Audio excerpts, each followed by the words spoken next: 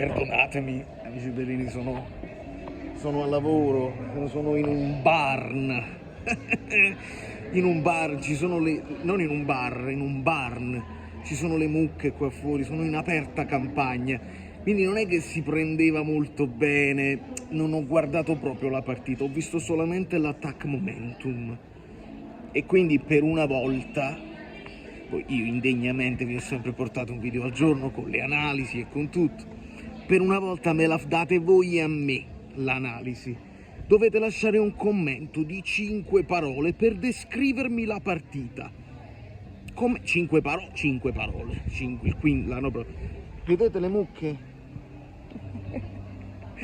Allora, ho visto veramente non ho visto niente, ho visto solamente lo score e nel primo tempo insomma avevo letto due Hakimi, penso faccia male Hakimi. Insomma una bella botta hanno preso loro e tutti quelli che hanno tifato per loro, onestamente, perché non c'è chi tifa, chi invece non tifa se l'è vista con l'allegria di chi si guarda uno spettacolo semplicemente.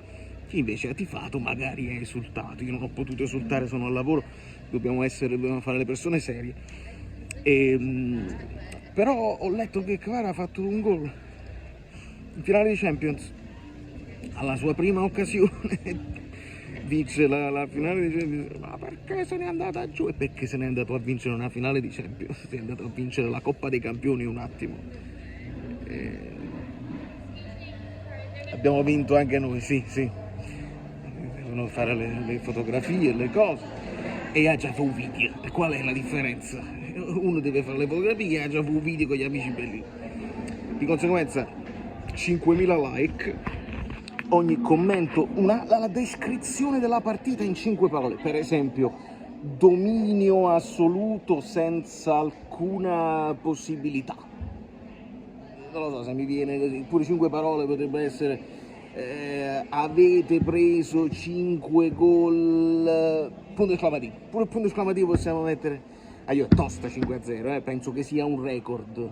Non mi ricordo però me lo dovete dire voi nei commenti. Non mi ricordo di grandi exploit così nella finale.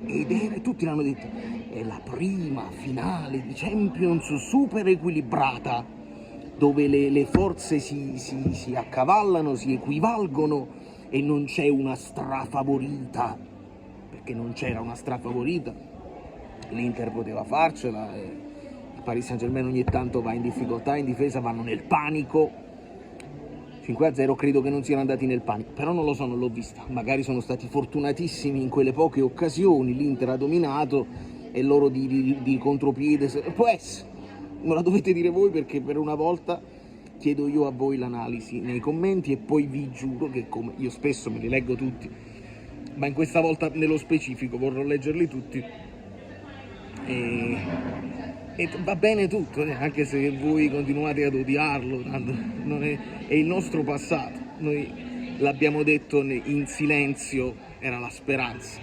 Se ne va Kvara, almeno mi devi dare lo scudetto. Se mi dai lo scudetto noi non ci mettiamo a rimuginare su Kvara, siamo tranquilli, lui si fa la vita sua, noi ci facciamo la vita nostra. E inoltre, perché qualcuno diceva sempre con Kvara avremmo vinto a gennaio, avremmo vinto già da prima, non è detto, perché può essere anche che la partenza di Kvara ha spinto gli altri a dare qualcosa in più.